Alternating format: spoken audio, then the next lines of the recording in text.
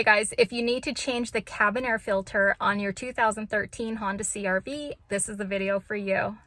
Okay, let's go ahead and open the glove box and make sure that it's empty. So now on the right hand side, you'll notice this little lever. What you need to do is push away to unhook it. And then you'll notice these little plastic pegs that are holding your glove box up. They're on the right hand and on the left hand side of the glove box. I'm showing you here where they are. What you want to do is push in on each side of the glove box to drop it down.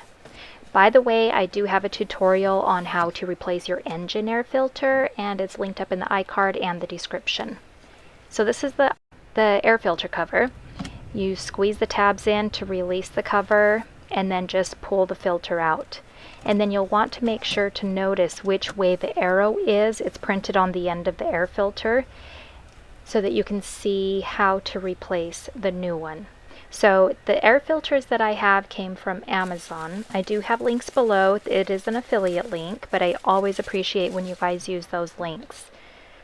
So here I'm just showing you which way that airflow is. So you just want to slide your new air filter in the same direction that you pulled the last one out. And then you just want to replace the cover of the air filter. Go ahead and lift the glove box up and then squeeze the tabs on each side to reassemble it. And don't forget that little lever on the right hand side.